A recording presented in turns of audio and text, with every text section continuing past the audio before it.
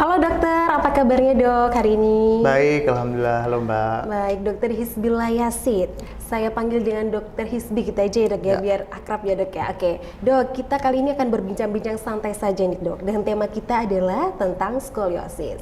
Mungkin dokter bisa jelaskan apa sih dok sebenarnya skoliosis itu dok? Ya baik, kita mungkin sudah sering dengar tentang skoliosis ya Mbak dari sejak pelajaran IPA, SD. Secara sederhana, skoliosis merupakan kelainan bentuk tulang belakang berbentuk S. Tapi pada kenyataannya lebih daripada itu, skoliosis merupakan kelainan bentuk tulang belakang dengan adanya pembengkokan dari sisi koronal atau sederhananya dengan bentuk S, namun juga disertai adanya rotasi atau perputaran dari semua bagian tulang belakang. Gitu. Itu menyebabkan bahwa skoliosis juga tergantung pada pertumbuhan dan juga mempengaruhi struktur-struktur di sekitar tulang belakang.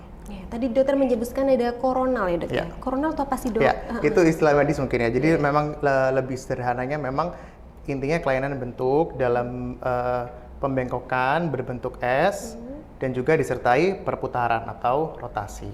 Jadi bentuknya berbentuk huruf S ya dok ya Berbentuk tulangnya. S secara sederhana, tapi sebetulnya pada tulang belakang tersebut juga terjadi deformitas berupa rotasi, jadi agak memutar. Agak memutar.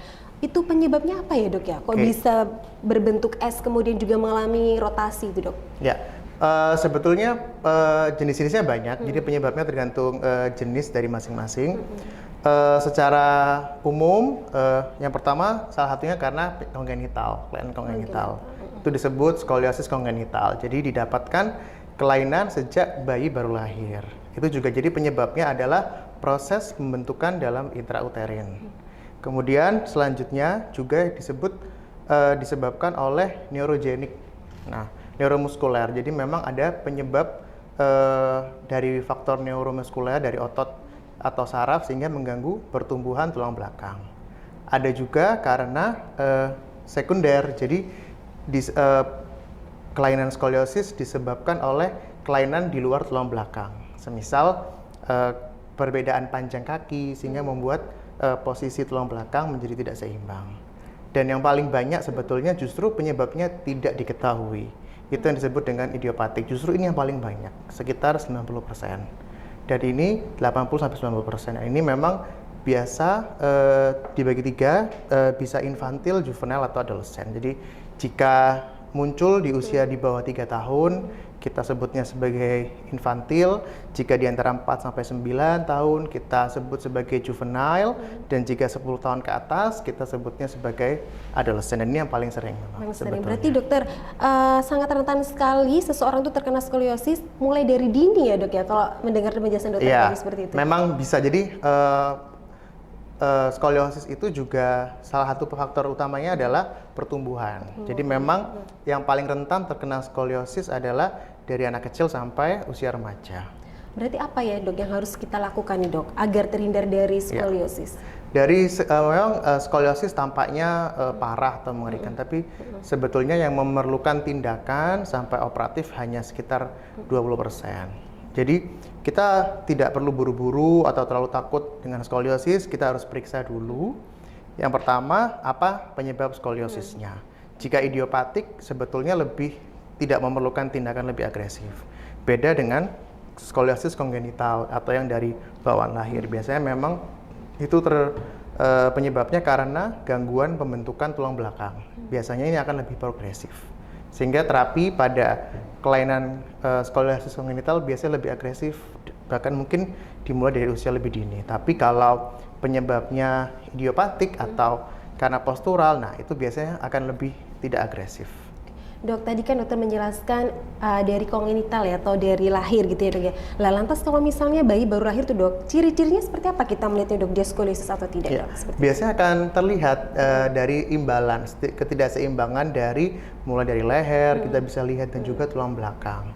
Nah ini memang salah satu fungsinya dilakukan screening bayi baru lahir atau screening neonatus.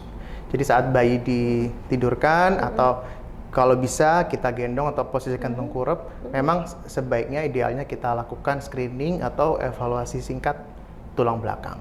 Perlu difoto nggak dok? Oh enggak, Sebenarnya utamanya klinis. Kalau klinisnya normal, sebaiknya tidak perlu sampai kita berikan pajanan secara rutin kepada semua pasien dengan X-ray. Tapi jika terlihat deformitas, jadi terlihat dadanya agak bengkok atau lehernya bengkok, baru kita perlu pemeriksaan. Jadi lebih kalau lanjut. benar-benar terlihat secara klinis gitu ya dok ya, baru Ya. kita melakukan foto ronsen gitu ya dok ya. Betul. Dok, lantas apa yang harus kita perbuat mungkin sebagai orang tua nih dok? Kan kata dokter mulai dari masa pertumbuhan nih dok, skoliosis itu bisa terjadi. Berarti upaya apa sih dok kita sebagai orang tua mungkin untuk menghindari skoliosis terhadap anak gitu dok? Oke, sebaiknya memang segera diperiksakan. Maksudnya tidak dengan kekhawatiran, tapi sebaiknya diperiksakan untuk kita ketahui dulu derajat deformitasnya dan perlu dipertimbangkan usia sisa pertumbuhan yang ada. Jika misalnya katakanlah bengkoknya derajatnya hanya kecil, kemudian usianya sudah hampir selesai di usia pertumbuhan, maka kita cukup observasi. Observasi maksudnya kita cukup lihat perkembangannya setiap 6 bulan. Jadi kita evaluasi penambahannya sedikit atau besar, atau mungkin tetap.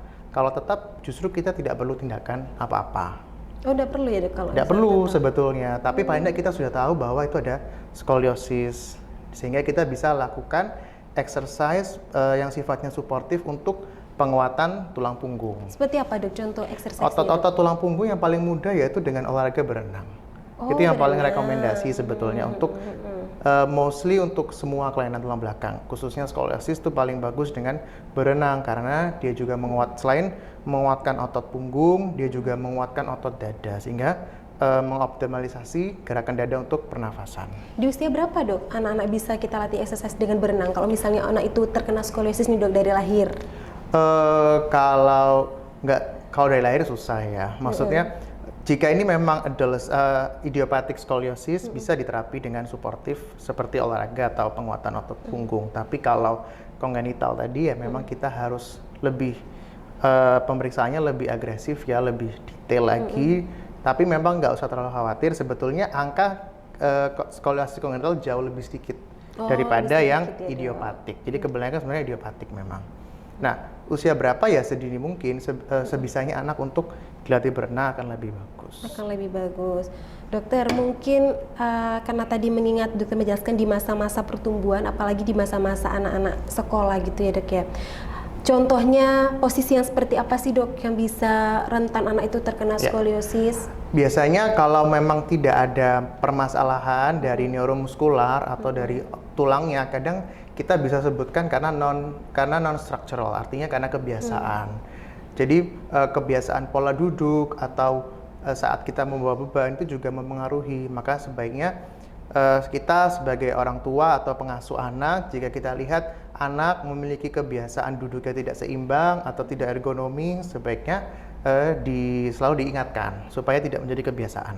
Karena sayang jika memang sebetulnya anak itu tidak kelainan, tapi karena kebiasaan yang kurang baik sehingga terjadi skoliosis, maka akan lebih sulit untuk manajemen selanjutnya.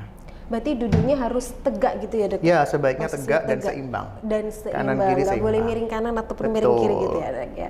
Terus ini dok, terkait juga anak yang sering membawa tas, ada yang tasnya miring gitu kan dok, ada Ya. juga yang pakai ransel. Nah itu sebaiknya tasnya Betul. seperti apa sih dok untuk Sebetulnya prinsipnya seimbang ya. Kalau mau pakai tas ransel, baik, boleh. Asalkan membawanya tidak membungkuk, jadi membawanya tegak. Otomatis bebannya juga harus disesuaikan. Kalau terlalu berat ya, sebaiknya dibagi, ada yang dijinjing salah satu. Jika menggunakan tas lempang boleh, tapi sebaiknya diseimbangkan, diganti. Misal paling mudah berangkat sisi kanan, pulang sisi kiri, atau diganti minggu ini sisi kanan, minggu ini sisi kiri. Bergantian ya dok ya? Prinsipnya balance. Tapi kadang itu kalau sudah terbiasa kanan-kanan Nah, terus gitu itu. dok, mau ke kiri tuh kayaknya aneh gitu dok rasanya dok. Iya, Karena tapi kalau nggak terbiasa. iya karena belum terbiasa. Oke, dokter, gini dok, kalau misalnya seseorang itu sudah terkena skoliosis, mulai dari kecil nih ya dok ya, di masa-masa pertumbuhan, bisa nggak sih anak itu ketika dewasa nanti bisa kembali normal gitu dok, tulang belakangnya dok? Iya, itu tadi tergantung penyebabnya ya.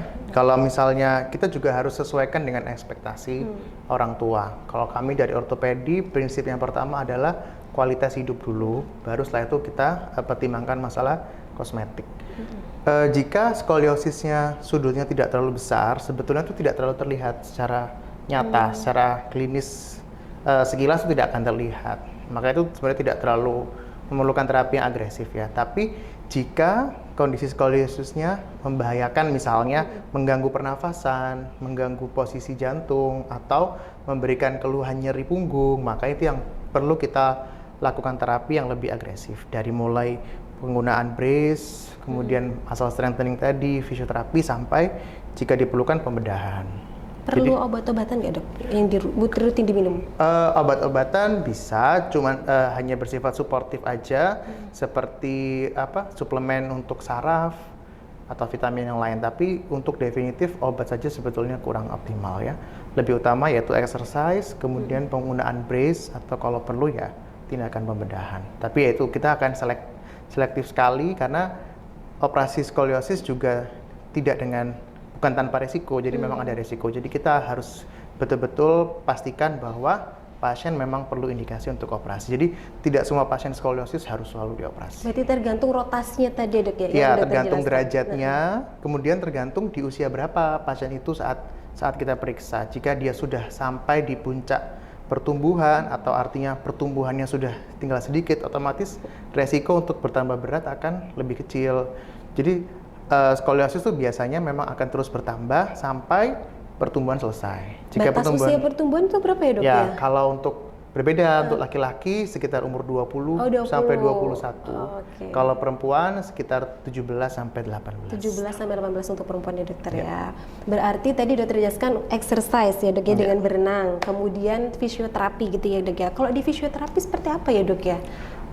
Fisioterapi ada beberapa modalitas ya, mungkin dokter rehab bisa lebih menjelaskan lebih detail, tapi intinya lebih ke arah untuk penguatan nafas, kemudian sama prinsipnya melatih kekuatan otot punggung dan range of motion atau luas gerak tulang belakang.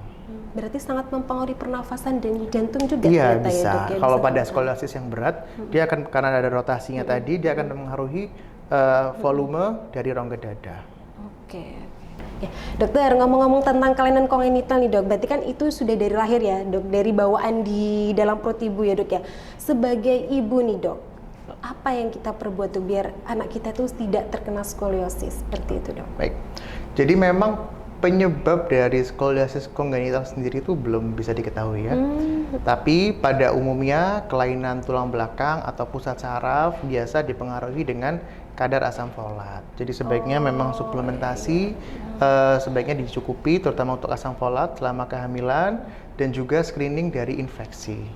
Screening infeksi juga infeksi ya dok ya? dan dihindari penggunaan obat-obatan yang berbahaya untuk janin. Prinsipnya itu. Makanya kok orang hamil tuh mesti ada asam folat itu dok. Iya, itu memang untuk ya. suplementasi pertumbuhan sistem saraf pusat dan tulang belakang. Ini nggak menularkan dok ya? Bukan penyakit menularkan? Bukan, kalau untuk skoliosis kongenital sih tidak menular. Tidak ya dok ya. Misal nih dok, ibunya sudah berusaha semaksimal mungkin mengkonsumsi asam folat, suplemen-suplemen semuanya sudah diminum, tetapi kok masih ada ya dok resiko anaknya terkena skoliosis. Apakah waktu di USG itu bisa terlihat dok? Biasanya kan ibu-ibu excited buat USG 4 dimensi nih dok, harapannya lebih detail seperti itu. Memang pada beberapa kasus bisa terlihat sebetulnya jika didapatkan skoliosis kongenital. Tapi ya itu tergantung posisi bayinya dan juga tergantung alat dan juga operator atau dokter yang memeriksa. Memang dari beberapa kasus bisa terdeteksi dalam saat kehamilan, tapi juga ada beberapa yang baru kita ketahui saat pasiennya lahir, jika misalnya kelainannya ringan, misalnya surutnya ringan sehingga tidak terlalu jelas lewat USG. Dikatakan ringan tuh jika berapa sih dok rotasinya dok?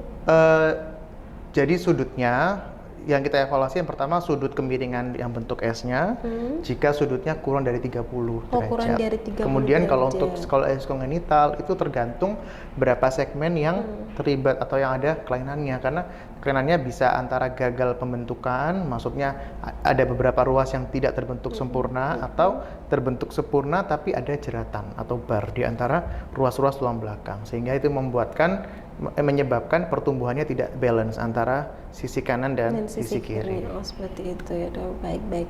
Tipsnya seperti apa ya dok ya biar kita bisa terhindar dari skoliosis sejak dini nih dok? Baik, sebagai orang tua atau keluarga atau pengasuh, kita observasi atau kita amati anak kita, jika didapatkan biasanya paling sering pundaknya tidak seimbang, atau mohon maaf jika pasien beranjak dewasa, biasanya perempuan paling sering ukuran payudaranya tidak simetris misalnya, kita harus waspada apakah itu skoliosis. Jangan terlalu takut untuk berobat, periksa ke dokter untuk memastikan bahwa skoliosisnya bukan skoliosis yang berat, sehingga kita cukup observasi dan kita kawal proses pertumbuhannya agar skoliosis yang ada tidak semakin berat dan tidak perlu tindakan yang lebih besar atau lebih agresif seperti operasi.